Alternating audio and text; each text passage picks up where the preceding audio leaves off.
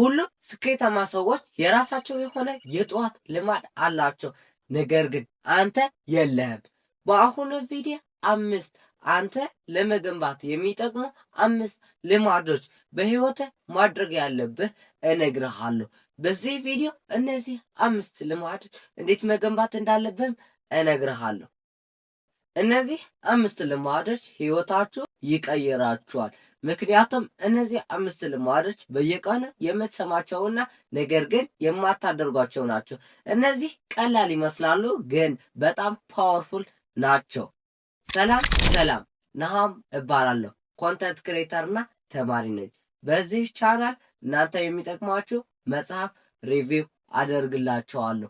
በተጨማሪም ከመጽሐፍ ሪሌትድ የሆኑ ወይም ከመጽሐፍ ትስስር ያላቸው ሐሳቦች የሚሰጥበት ቻናል ነው። ለዚህ ቻናል አዲስ ከሆናችሁ ሳብስክራይብ በማድረግ ይተባበሩ። ምክንያቱም ይህንን ቻናል ማደግ የምትፈልጉ መጽሐፍ ማንበብ የምትፈልጉ ቻናሉን ሳብስክራይብ በማድረግ ጀምር። አንደኛው በህይወትህ ማሳካት የምትፈልግ ከሆንክ በጠዋቱ መነሳት አለብህ።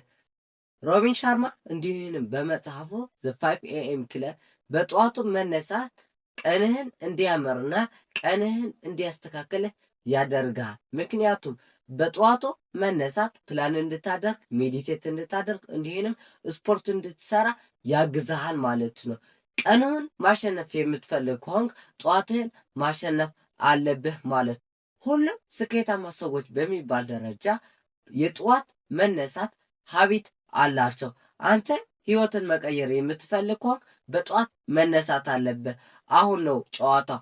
በጠዋት መነሳት የሚጠቅምህ አንድ ስራ ወይም ስራዎች እንድትሰራ እንጂ በጠዋት ተነስተህ እንድትዝናና አይደለም። ስለዚህ በጠዋት ተነስተህ አልጋህን እንድታነጥፍ፣ ውሃን እንድትጠጣ፣ ስፖርት እንድትሰራ፣ ሜዲቴት እንድታርግ፣ መጽሐፍ እንድታነብ እንዲህ ነው ያንተ ስራ ፕላንህን እንድታወጣ የሚረዳ በጠዋት መነሳት ማለት ነው። ስለዚህ በህይወትህ መገንባት የምትፈልግ ከሆን በጠዋት መነሳት ልማድ አድርገህ መውሰድ አለብህ ማለት ነው። ሁለተኛ ልማድ በጠዋቱ መገንባት ያለብህ መጽሐፍ ማንበብ ነው።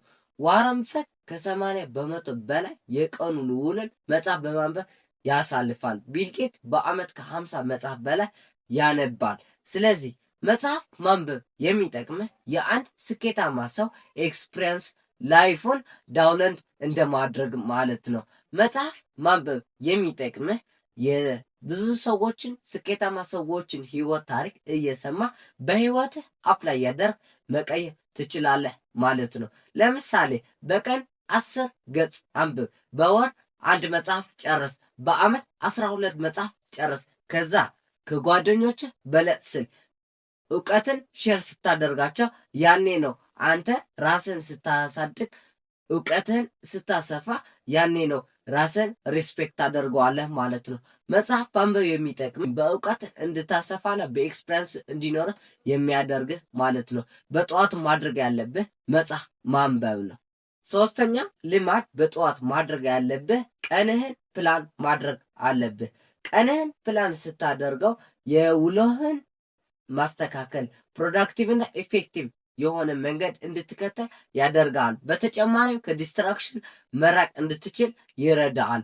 ፕላን ማድረግ የሚጠቅምህ አንተ በስራ ፕሮዳክቲቭ እንድትሆንና ስኬታማ የሆነ ስራ እንድታገኝ ይረዳሃል ማለት ነው።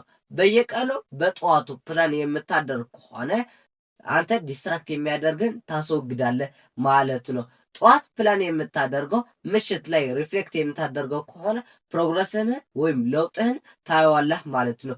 ፕላን አንደኛው ነገር የሚጠቅምህ አንተ ስትራክቸር ሆነ ቀንህን እንድታሳልፍና ቀንህን በሙሉ ምንም ስራ ፕሮዳክቲቭ ሆነ እንድትሰራ የሚረዳ ማለት ነው። ቀንህን በፕላን መጀመር አለብህ። አራተኛ ፕራክቲስ ግራቲቱድ፣ ምስጋና አመስግን። ማንኛውም ሃይማኖት ውስጥ ሙስሊም ሁን ክርስቲያን ሁን በሃይማኖትህ ውስጥ ምስጋና ይኑርህ፣ በህይወትህ ምስጋና ይኑርህ። በህይወትህ 3 ነገሮች ምስጋና ይኑርህ ወይም ከዛ በላይ ምስጋና የምታመሰግንባቸው መጽሐፍና ሁል ጊዜ ጧት ማመስገን አለብህ። ኦፕራ ምን ትለናለች? እዚህ ጋር የደረስኩት ከ20 ከ30 ዓመት ለኔ የምጽፈው የነበርኩት የምስጋና ወረቀት ነው። ምስጋና ወረቀት የሚረዳህ አእምሮህን ሪፕሮግራም እንድታደርገውና ፖዘቲቭሊ አእምሮህን እንድትመግበው ይረዳህ ማለት ነው። ስለዚህ ምስጋና ማመስገን ማለት በጣም ቀላልና ፓወርፉል የሆነ ነገር ነው። አምስተኛው ቪዥዋላይዜሽን። ይህ ምን ማለት ነው? በአእምሯችን ስዕል መሳል ነው።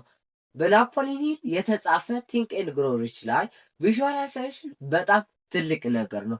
በህይወትህ ኢማጂን የምታደርግ ከሆነ ማሳካት የምትፈልገው ነገር በአእምሮ ስዕል ቅርጽ የምታወጣ ከሆነ ስኬት የምታገኝበት መንገድ ቀላልና ውጤታማ ይሆናል ይለናል ይህን ጸሐፊ ማለት ነው። ስለዚህ በዚህ ማወቅ ያለብን ሁል ጊዜ ጠዋት ጠዋት ማሳካት የምንፈልግበት ወይም የምናሳካበት መንገድ በምናሳካበት ቦታ ላይ እዛ ጋር ቦታ ላይ ሆነን ኢማጂን ማድረግ አለብን ማለት ነው። ኢማጂኔሽን በአእምሯችን ስዕል መሳልና እዛ ጋር ቦታ ሆነን እንድንስል ያደርገናል። ስለዚህ ሁሉም ነገር ከማድረጋችን በፊት በአእምሯችን ስንስል ነው ስኬታማ የምንሆነው ይለናል ይህን ጸሐፊ ማለት ነው። ስለዚህ ይሄኛውን ቪዥዋላይዜሽን አንተ በየቀኑና በየጠዋቱ ማድረግ ያለብህ ነገር ነው። እነዚህ 5 ልማዶች የነገርኳችሁ ሁሉም ስኬታማ ሰዎች በሚባል ደረጃ የተጠቀሟቸውትና እናንተ ይጠቅማል ካልኳቸው ነው ያመጣኋቸው። ስለዚህ እነዚህ 5 ልማዶች ማድረግ አለባችሁ። እዚህ ጋር ግን ማወቅ ያለባችሁ እነዚህ 5 ልማዶች ሁል ጊዜ ማድረግ የምትፈልጉ ከሆነ በአንድ ማድረግ አትችልም። ስለዚህ ከነዚህ 5 ሀቢቶች 2 ወይም 3 መርጣችሁ በየቀኑ ፕራክቲስ ማድረግ አለባችሁ። ሀቢታችሁ መልመድ አለባችሁ ማለት ነው። ሳብስክራይብ እንዳትረሱ። ምክንያቱም ይህንን ቻናል ማድረግ የምትፈልጉ ከሆናችሁ ሳብስክራይብ፣ ላይክ እያደረጋችሁ መተባበር ትችላላችሁ።